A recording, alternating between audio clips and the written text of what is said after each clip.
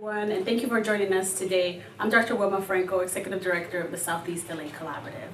We're excited that you're joining us here. This is actually our 5th live stream and conversation with some of our partners here in the Southeast, and it's also our final conversation. So for those of you that have been joining us every month, for these conversations, we thank you for continuing to really share, stay with us and really kind of learn from a lot of the feedback that we're providing, as well as learn from our partners and the work that they're doing. So thank you to all of you. For those of you that are joining us for the first time, I can share a little bit about our organization, the SELA Collaborative. We're an organization here that's really made up of 12 other organizations, and our focus is really to increase civic engagement, support the nonprofit sector, and drive data and research to really create systemic change across the Southeast region.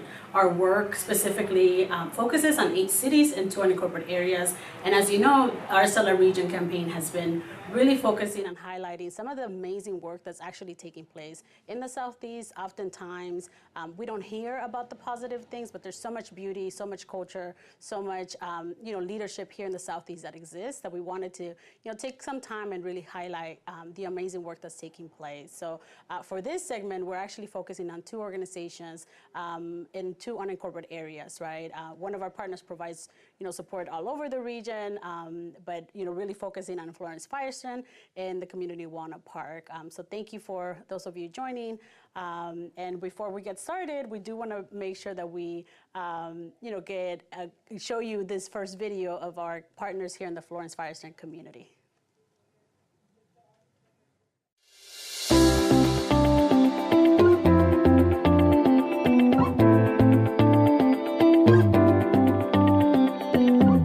In the midst of the pandemic, the Florence Firestone unincorporated area was left without assistance. This led to a group of local residents, church members, and friends banding together to help those in need in their community. This grassroots effort led to the Florence Firestone Community Organization to better meet the community's changing needs. Our mission is to serve both our unincorporated area and the surrounding residential and business community.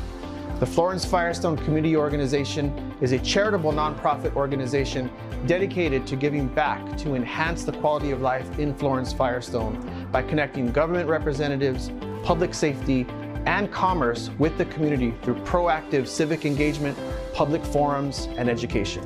In 2023, the Florence Firestone Community Organization transitioned from a volunteer group to a nonprofit. We began doing tenant assistance education program during the pandemic. In addition to providing aid, we offer resources, information, and guidance on how to navigate county government, mental health workshops, as well as the substance abuse prevention program via 𝐒𝐚𝐿A. In addition to providing aid and resources, the Florence Firestone Community Organization also organizes a variety of events for the community.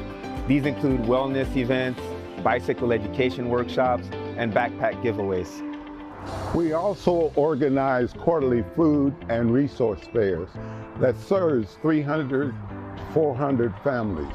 All of these events are carried out by a volunteer team. Florence Firestone Community Organization offers several programs, including Community Food Bank. Food is an important part of community justice. We take donations from local businesses and use them to fight hunger. Every year we host events that benefit the families directly. Events such as the Haunted Halloween House, Thanksgiving Turkey and Food Giveaway, and Children's Holiday Christmas Toy Giveaway. Our community is full of people who need help. We support the monthly meetings with the community leaders to provide the platform for questions and answer sessions. Encouraging civic education and participation can empower individuals to serve and care for their neighborhoods, improving the community's quality of life. The pandemic left the Florence Firestone community without enough assistance, leading us to rely on each other. But with positivity and determination, the community banded together and continued to support each other. The Florence Firestone Community Organization's success shows the power of unity during crisis. If you'd like to learn more about the Florence Firestone Community Organization, please visit our website at ffcola.org. You can also discover more about the SELA agenda at selaccollab.org.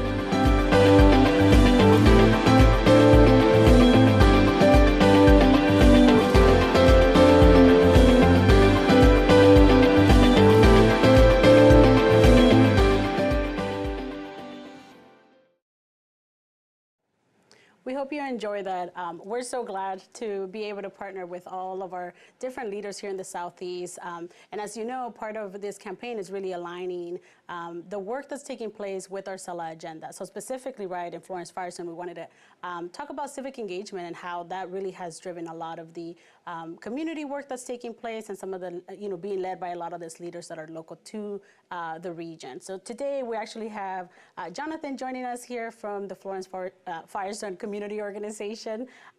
So welcome. Thank you for joining us. Thank you, Dr. Franco. Yes, so if you can just, let's start by having you share your name, your title, and then if you want to share a little bit more about the organization. Absolutely. My name is Jonathan Pacheco-Bell. I am the Vice President of the Florence Firestone Community Organization. We are now a nonprofit that does community service and community education, community planning in the unincorporated community of Florence Firestone. So we offer resources, education, we offer all kinds of information, and importantly, we show how to navigate the county for all of our community members. That's great. And I know you mentioned, and we were talking about this, like you said, you're now a nonprofit organization. Correct. So a lot of this work has been done through volunteers, right? Correct. So our origin story is this. When COVID hit, it was really felt with an extremely hard impact in Florence Firestone, right? It was a time of transition between elected offices. It was a once-in-a-lifetime global pandemic, and it was really kind of shocking and devastating to the neighborhood. We needed to do something about it. We needed to come together and provide the resources that we weren't seeing in this shocking kind of global event. And that's what we did. We came together and quickly formed an S corporation just to give it organizational shape and started providing resources and education, PPE, hand sanitizer to this neighborhood that you otherwise couldn't get elsewhere.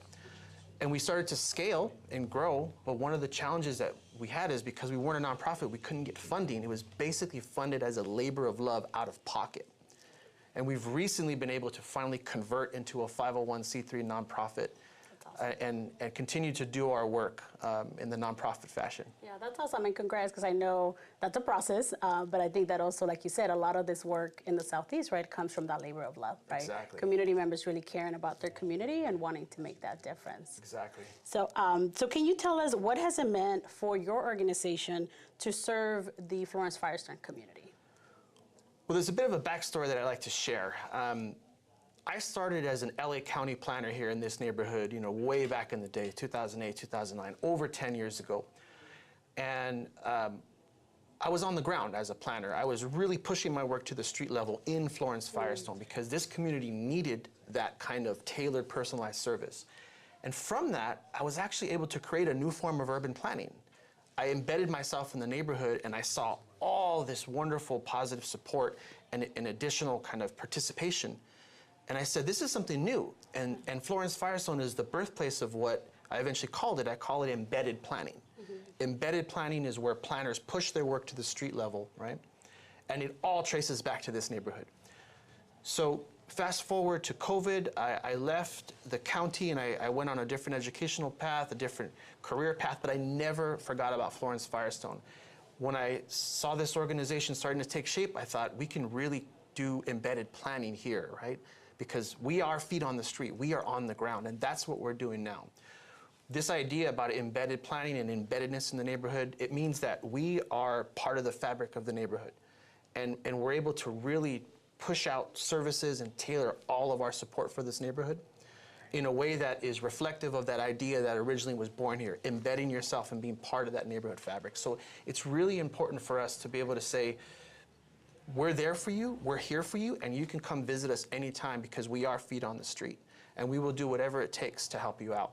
Navigate county government, figure out services, provide education, come knock on our door, and we'll be there to help you. Yeah. And I love that you're highlighting that this began, in Florence Firestone and how it's been so important to that community, right? Because I think oftentimes these are the stories, right, that we often don't hear, exactly. Like how this work kind of evolved, where did it really come from, right? So it's important to kind of highlight the piece.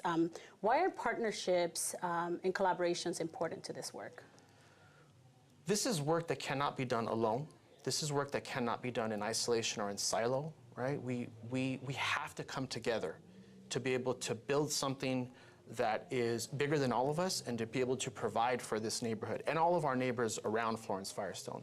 So, you know, we have a certain expertise, we have certainly trust, we're part of the neighborhood, but we still have partners that help us out with providing additional educational resources, that provide funding, that donate tons of resources, food, backpacks, clothing, all of these things.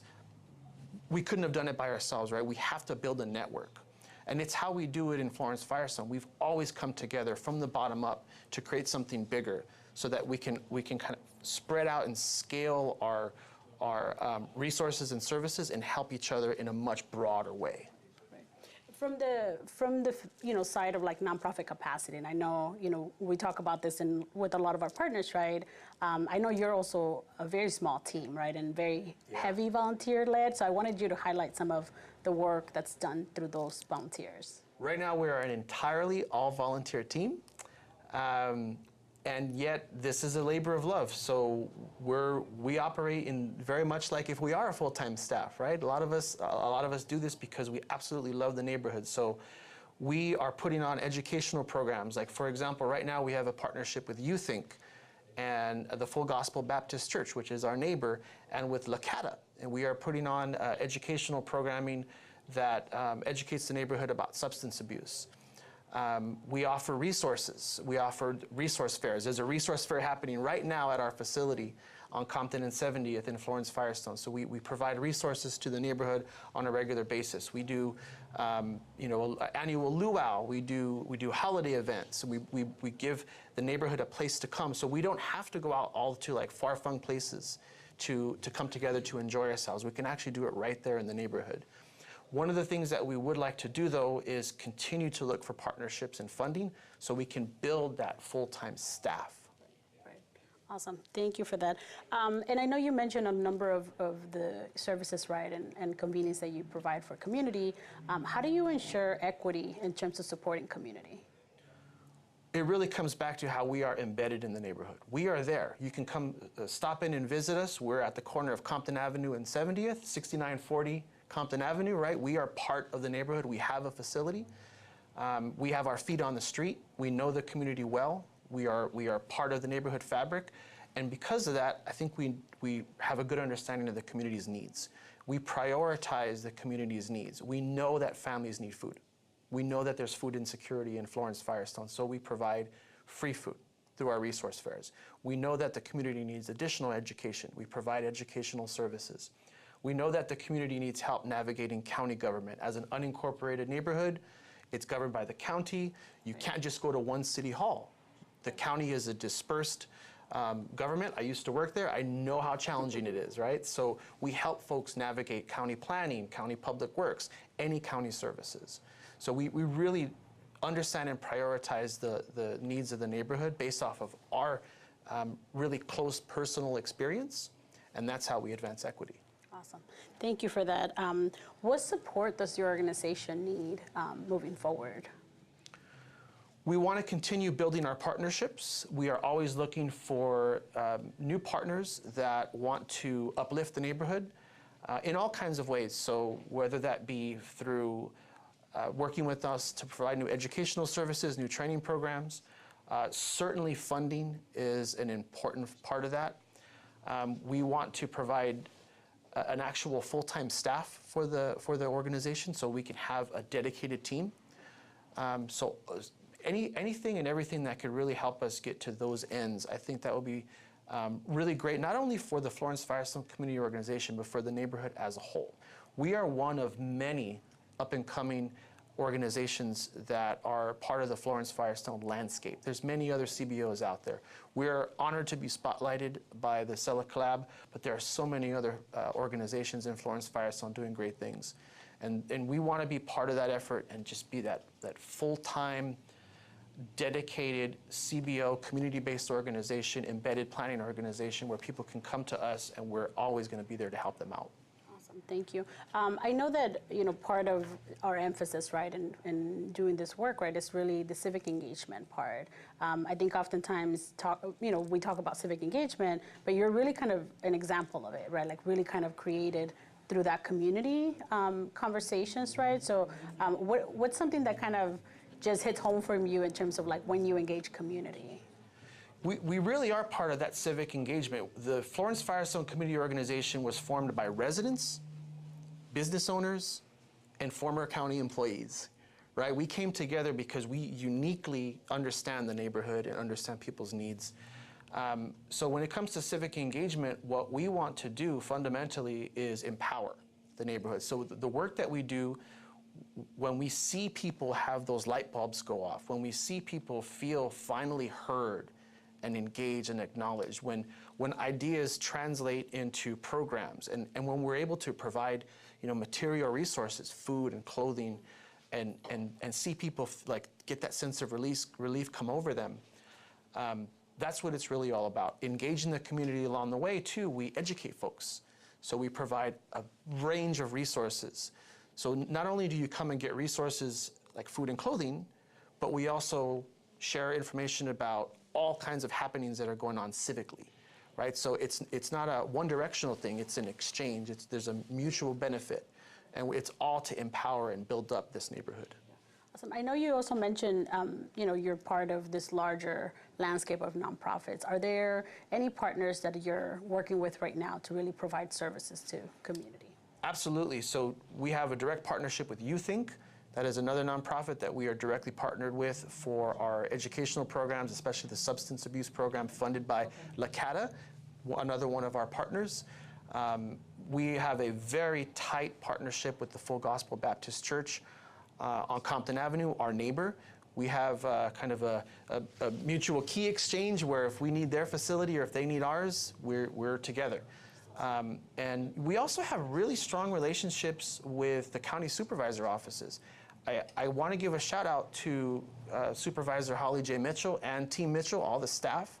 Mm-hmm. They're the new office, they're the new leadership for this neighborhood, and they've been very, very supportive of us. Thank you, Supervisor Mitchell.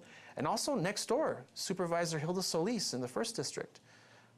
Hilda Solis's office and the team Solis was really instrumental to helping us get off the ground in those early days of COVID. So definitely shout out to those partnerships with Supervisor Mitchell and Supervisor Solis and their teams.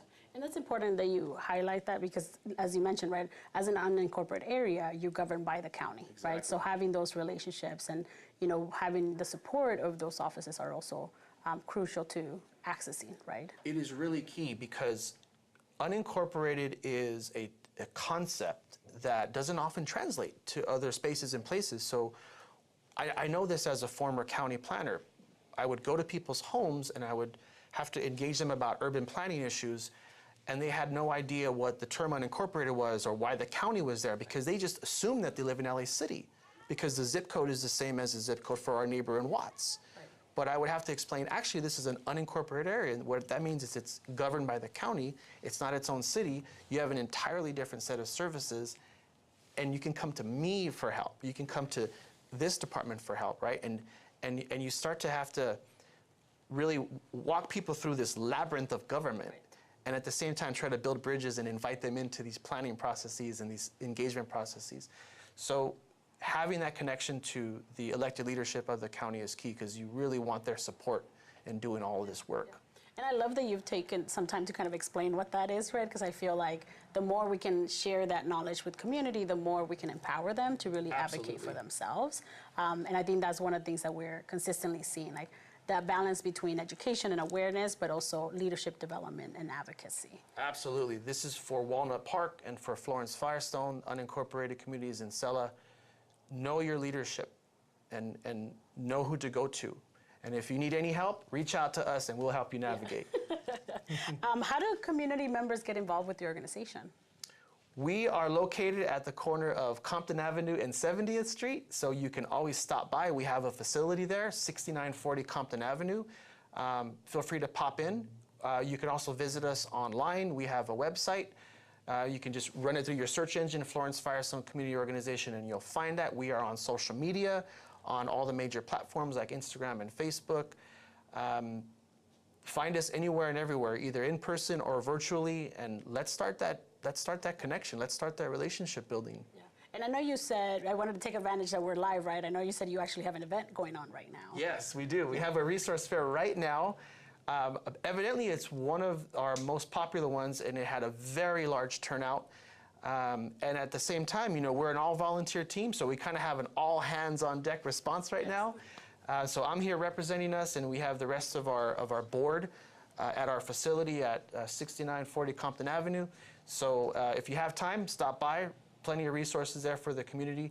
We do that regularly. We do it quarterly, and we do sometimes, you know, more pop-up style.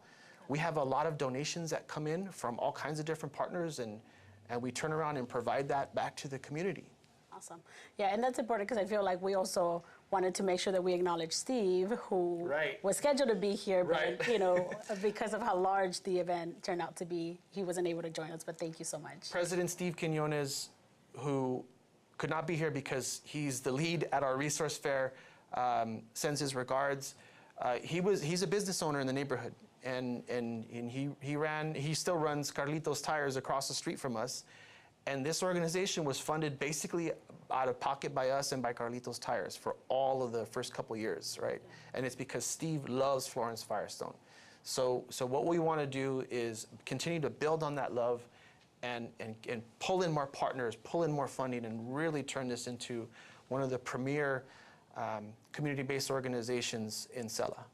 Awesome, thank you. And I love that because I feel like we've met a lot of the promotoras also from the community of Florence Firestone, and there's, you know, the amount of commitment and love for the community, right? And making sure that we're supporting the need, right? And supporting each other, like it's just, you know, palpable, and we appreciate that. Thank you. What do you hope people walk away from today's conversation? We are stronger together and from the bottom up. I love that. That's our mindset. When we come together and when we do it from below, where we band together ourselves and say, we can do this together. We've always done it. We've always created partnerships. Let's just keep doing that. That's the takeaway. Awesome. Well, thank you so much. I really appreciate it. I know you have your event going on, so we are so grateful for your partnership, for taking the time and allowing us to also highlight the work that you're doing, and for being just such a great partner to us. Thank you to you and your team. Thank you so much.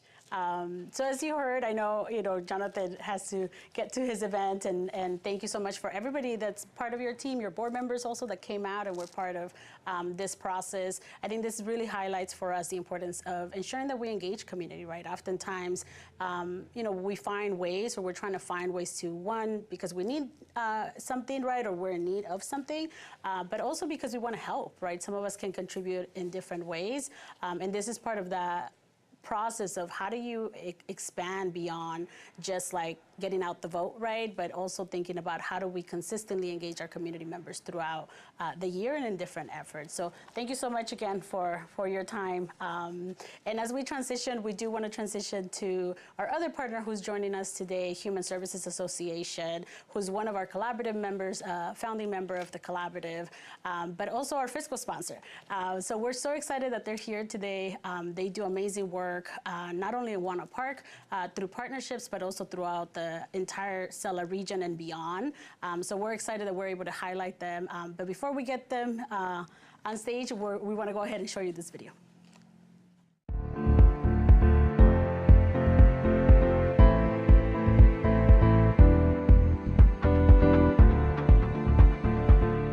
Human Services Association is a nonprofit organization whose principal mission is to provide families with compassionate and comprehensive care to promote wellness and build strong communities.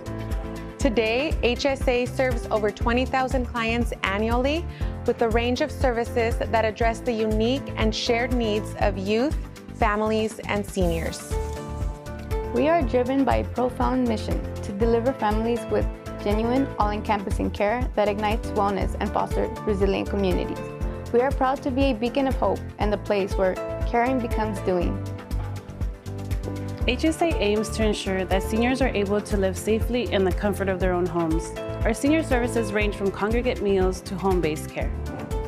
Human Services Association has formed partnerships with SELA cities and organizations utilizing local senior centers to host engaging programs for seniors.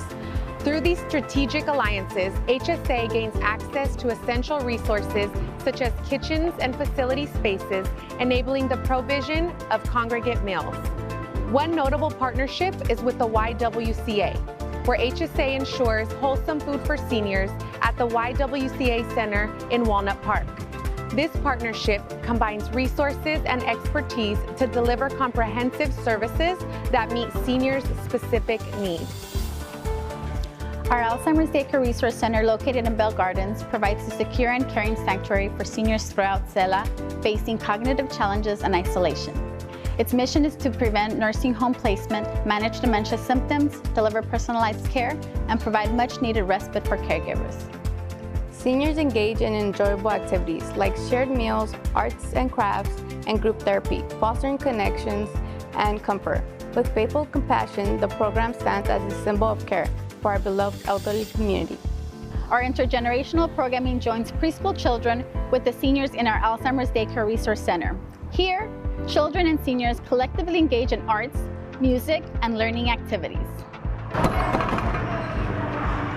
The Home Delivered Meal Program provides a daily hot meal and friendly visit to homebound seniors.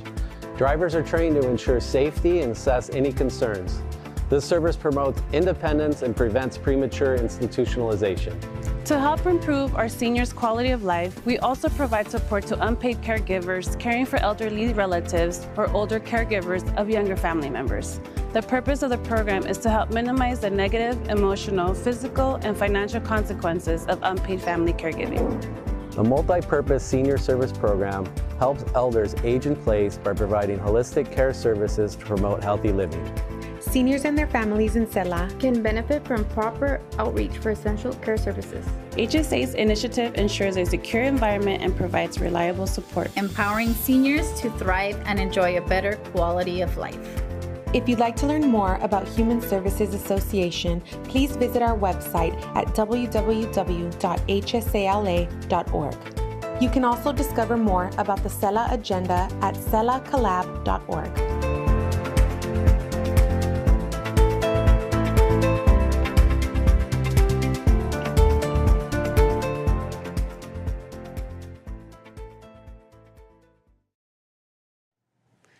We hope you enjoy that, and we have here joining our colleagues from HSA, who we're so excited to be able to share this. I always tell Ricardo, anywhere we go, and our team knows this, they do such an amazing job across the region, and being able to highlight it, the work, right, is to us, it's just been full circle. So we're so grateful that you're here. We want to go ahead and start with you, Ricardo, if you want to just share your name, your title, and a little bit about your organization. Well, first of all, thank you so much for Dr. Franco for having us here, inviting our organizations to this live broadcast to explain our services that we do and some of the partnerships that we have. Good morning, everybody. My name is Ricardo Mota. I'm the CEO of Human Services Association. We're a community-based organization, a private nonprofit. We're located in the city of Bell Gardens. We've been serving the SELA community for over 80 years. But our geographical footprint extends beyond just the SELA region throughout LA County. We operate out of 47 different sites, the services that we provide. In a typical year, we serve about 20,000 individuals in a variety of our senior, early education, and family services. We have about 20 different unique programs. I won't go through every single one of them, but our operations are, they're divided into three major programs: senior services, family services, and early education. Under our early education, we serve about 800 children through our state preschool, Head Start, and early Head Start program. So we serve the 0 to 3, 0 to 5. And also for our family services, we provide counseling to domestic violence and child abuse survivors. We have a pet home visitation program and a victims of crime. And then our senior services programming, we operate about 30 senior congregate sites throughout LA County in 18 different cities. And we also provide case management, home-based care, and Alzheimer's daycare. So as you can see, we provide quite a comprehensive from youth all the way to seniors. Yes, I love that, and we're so excited because I think we got to spend some time with the seniors, and I think that's the population that we wanted to make sure that we highlighted some of these efforts that you're leading in that space, so thank you for that. And then go ahead, Desiree, if you want to say your name, your title, and anything else you want to add about the organization. Yes, definitely. Thank you for having me. My name is Desiree Mares. I am a Master of Social Work. I am an Associate Clinical Social Worker right now, soon to be licensed Clinical Social Worker. And here at HSA, I'm the Senior Services Manager, and I run our county-based programs for our seniors and adults with disabilities. Awesome, thank you for that. So Ricardo, can we start with the question around partnerships, right? Like, why are partnerships and collaborations important? Partnerships, I would say it's almost impossible to operate, thrive, or be a successful nonprofit without strong partnerships with elected officials, with other nonprofits, with school districts in our case, with churches and other institutions in your community. They're vitally important partnerships, specifically in the SELA region, where historically there haven't been adequate amount of resources to address the unique needs of our communities. So you have to leverage the expertise and the resources of other institutions in the community in order to provide effective services. And there's a lot of benefits to partnerships. You have, you could raise brand awareness, for example. It could give you new funding opportunities, new leadership and new ideas that could come in. But I wanted to focus specifically what it does for us in programming, the partnerships that we have. One thing that it does, it makes our programs a lot better. And the way it does, I'll give you an example. We're partnering up with a local nonprofit that in the next couple of months is going to go to our senior centers. The seniors are going to get a warm meal, but this nonprofit that we're partnering up is going to come in and provide food, canned food and dry food for our seniors for them to take home. And they're also going to explain on how to sign up for free internet for them. So that makes our programs better. It increases our reach by leveraging those resources from other nonprofits. It also enhances the services that we're able to provide. We have an MOU with the Los Angeles Center of Law, and their attorneys provide our domestic violence survivors free legal services that they need. It could be an eviction that they're fighting. It could be a restraining order that they have going on. So it enables us, these partnerships, to also enhance the services that we have. And it also expands also the scope of services we're able to provide. We have partnerships with DV shelters, with homeless shelters, and also with senior housing institutions that we could leverage that in order to expand the services that we could provide and the expertise we don't have necessarily. Great, thank you for that. Desiree, why are HSA Senior Services a resource to the community? So I really want to highlight the full-rounded services that HSA can offer our senior population. Here in all communities, really, seniors are a vulnerable population, and HSA can service the senior starting at the congregate site where they can go dance and play some games and have some lunch, to their in-home case management program where they can have their very own social worker go out to their home, make sure that they're able to remain safely in their home for as long as possible. We have our MSSP program where they can have a nurse go out, run vitals, check on the clients weekly if need be. And then we have our Alzheimer's daycare where we can provide that respite to the caregiver and keep the senior cognitively engaged, right? And just keep our senior throughout the aging process. I think that's so important, and I think in this community, the SELA community, when seniors have nowhere to turn, it's important that they know that they can turn to HSA. Awesome, I love that, and I think that's one of the things that I wanted to make sure that we highlighted, right? You know, this is, you know, the personal reason and connection to it, right, is my grandmother passed from Alzheimer's, and then so watching the program, right, to me, it's something that's like, it's needed in every community, right? And then so I wanted you just to speak a little bit more about that program specifically. Our ADCRC, yes, 100%. So we are the only free Alzheimer's daycare for seniors in this region, really. And we average about 20 seniors a day, and they can come receive a warm breakfast, a warm lunch, do activities, do exercises, really keep them engaged, socialize with one another, socialize with our staff. Personally speaking, when I want to fill up my cup for the day, I go to our Alzheimer's daycare, and I just mingle with our seniors, and they love it. And they're happy to be there, and we are so happy to have them. Awesome. Thank you for sharing that. Can I add something? Yes, go ahead. Regarding our ADCRC, so a few things changed prior to COVID in ADCRC, because we see the need that's there as being one of the only few providers in all of LA County providing these services. Is prior to COVID, we were only open 4 days a week, and now we're open 5 days a week. So that gives a respite to the caregivers that are there. The other thing that changed is prior to COVID, we would charge a sliding fee scale depending on the income of the senior. This year and next fiscal year, we're going to use general funds, so there's no cost for the seniors going forward.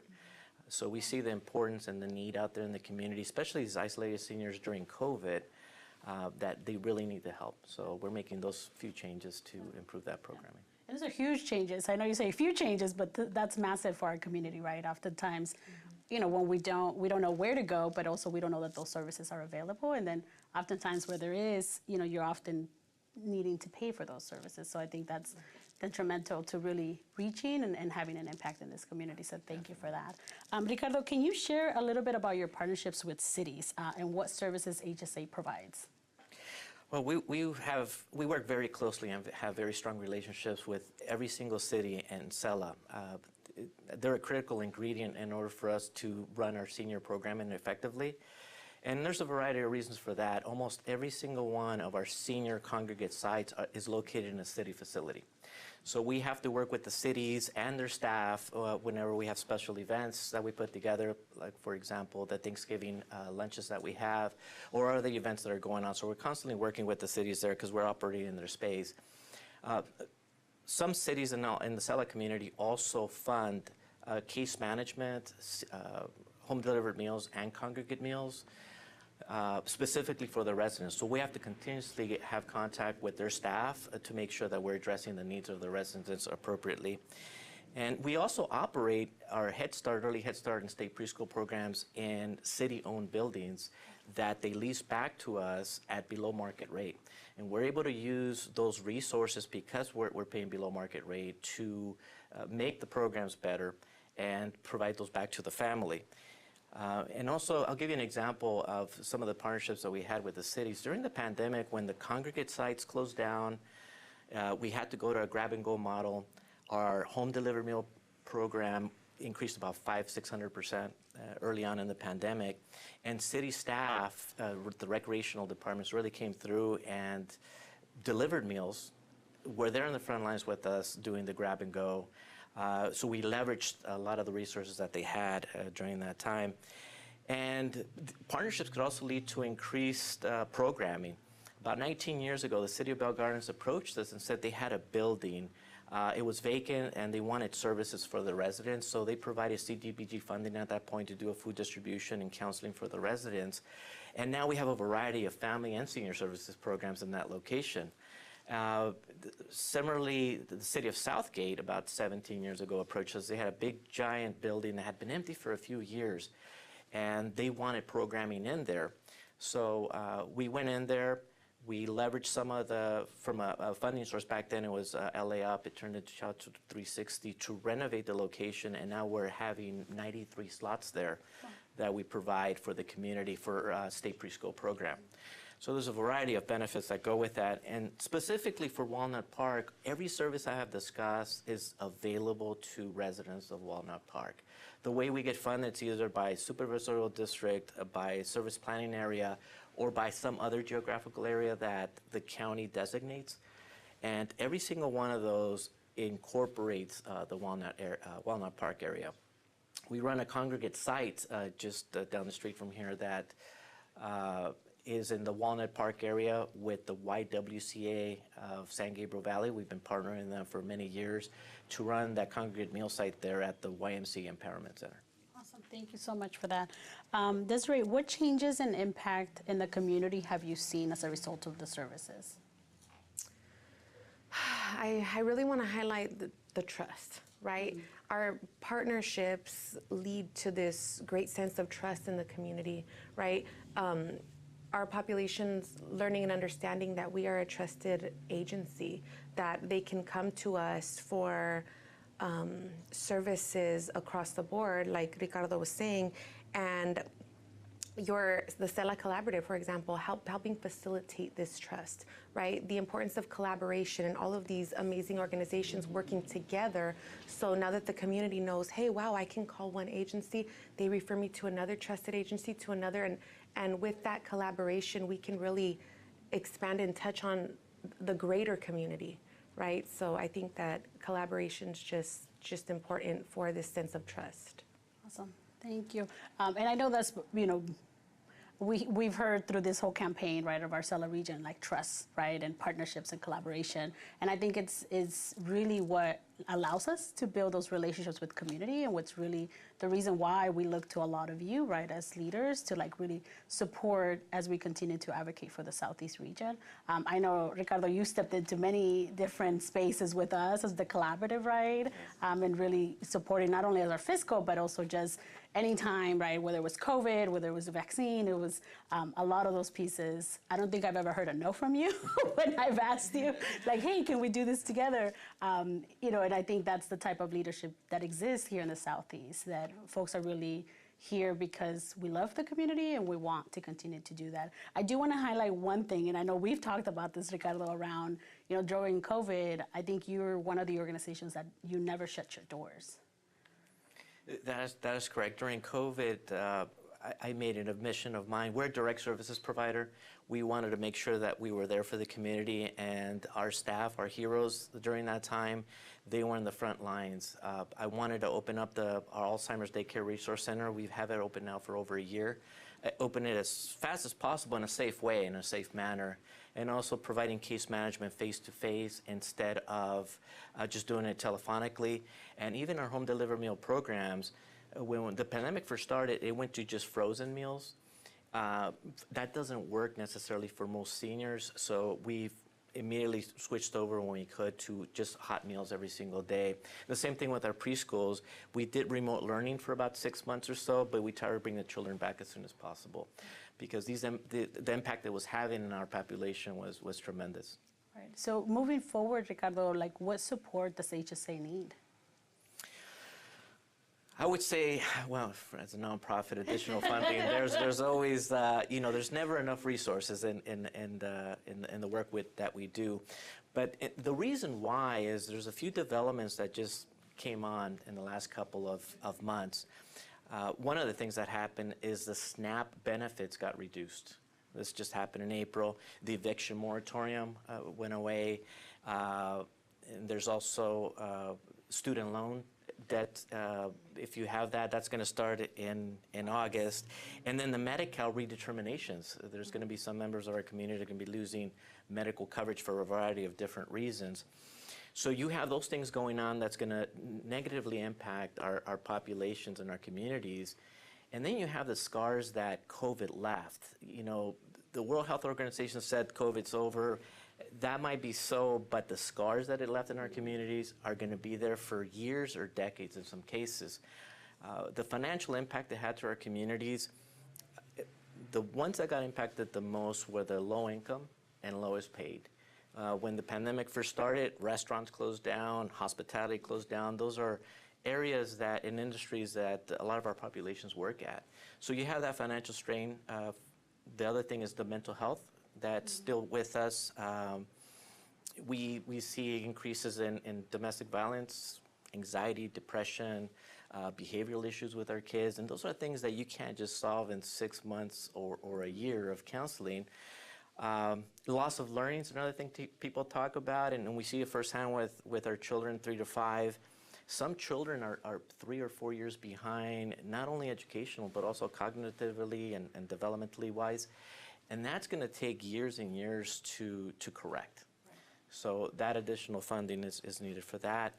And I think to focus on the senior part, we need additional programming in our senior congregate sites. The population of seniors are going to increase in the next 10 to 20 years. Almost every community is going to have an increase of the senior population. And we have to make these senior centers comprehensive where it's not just the meal that they're getting. They might have fitness classes there. They might have enrichment activities such as painting or ceramics, or recreational activities such as dance classes in order to better their lives of some of these seniors. So we need to work together with our city leaders and the cities to make sure that those monies are allocated for those centers. Yeah. Awesome, thank you. Yes, I think, you know, as you were sharing that, right, like all these other, like holistic approach to providing services to our seniors, and that, you know, that can also come in the forms of partnerships, right? But we need the resources to be able to actually carry those and sustain it over time, right? Desiree, what do you hope people take away from today? Well, I was just going to add, and speaking to what you just said, is the importance of collaboration, right? Like working together to make sure that our community is best served, right? What can you offer? What can we offer? How can we partner together to offer the most, right? How can we maximize all of the services we have to make sure they're really getting out there? Like if I'm calling you, it's because I know you, and right, I know that you have a service that can help me. And as opposed to just giving a referral, giving a phone number out, no, truly having a connection with another organization to collaborate. I think that is so important. And I think in the past, services were really segregated, right? And that is how it was. Like, well, here's a phone number, call them, see what they have. It's not like that anymore. And I love that so much. That's how we're really gonna take off in the SELA community, really. And I did want to add, earlier in the conversation, I wanted to highlight HSA's trademark, right? Where caring becomes doing. Like you said, HSA never closed its doors. Like, they're actually doing the work. We are not outsourcing any of the work. Our workers are out there every single day, and maybe shut down for a month during the pandemic. That is amazing, and you didn't see that during the pandemic. Agencies were closed for years. Years. I definitely saw that, and I think, you know, to your trademark, right, where caring becomes doing, I mean, you can see that anytime you enter a facility, a HSA facility, like, you know, community is always very welcome, right? And I think from even my previous, you know, work, right, I always tell community members, like, if you don't feel welcome the minute you enter an organization, like, that's concerning, right? And then so I think because we're there to serve community, so I think that's something that I've always felt when we entered HSA buildings. It's like everybody's always like, how can I help you? And that's great. Ricardo, what do you hope folks will take away from today's conversation? Well, bottom line, I mean, partnerships and collaborations are critical ingredients in any strong, vibrant community. So we are a direct services provider that deal with some of the most vulnerable populations in LA County. And our clients depend on organizations like ours, and they depend on the partnerships and other collaborations that we have with others in order to improve their lives.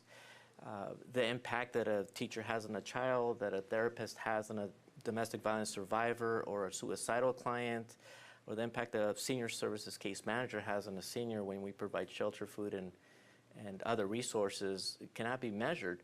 But that's only possible when you have a community of engaged elected officials, strong nonprofits providing a variety of services, and leveraging collaborations and partnerships.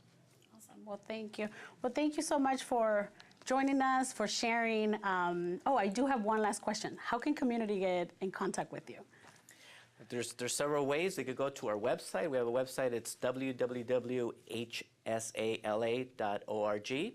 Or they could call our main telephone number, and our wonderful receptionists will guide you to whatever services you're in need of, senior services, early education, or family services. And the telephone number is 562-806-5400. Awesome. Thank you so much, and thank you for being here on a Saturday and for allowing us to really highlight your amazing work. And thank you, Ricardo, for your leadership in doing this. Thank you, Wilma, for having us here. Thank you so much. So that is really wrapping up for us our conversations. I think this has been just a very unique experience. One of the things, you know, and really want to acknowledge Leticia Chacon, who was, you know, formerly with HSA, but one of our founding members. And I know this is something that for Leticia, it was always about the nonprofits, right? Like, how do we help each other? How do we build these relationships? And for us, this campaign has really been about how do we highlight the work that is taking place in the Southeast. Oftentimes, when we began our work a few years back, was really, you know, the message we received was there is no nonprofits. And what we've come to know is that there's a number of nonprofits doing amazing work in SELA. It's just they have not been highlighted, you know, and for us, being able to do this and partner with all of our colleagues here has been a tremendous opportunity. So we could not do this without the support of a sponsor, and that is Optimum Seismic. So we want you to watch this video a little bit more about our sponsor. Optimum Seismic Incorporated, a leading commercial construction company, provides high-quality structural engineering, steel fabrication, and construction services for multifamily and commercial buildings. Our tradition of service is built on value engineering, a systematic method of achieving the best combination of functionality, safety, and cost-effectiveness. If you want the finest engineering and construction solutions for your earthquake retrofit, renovation, or change of use project, choose Optimum Seismic.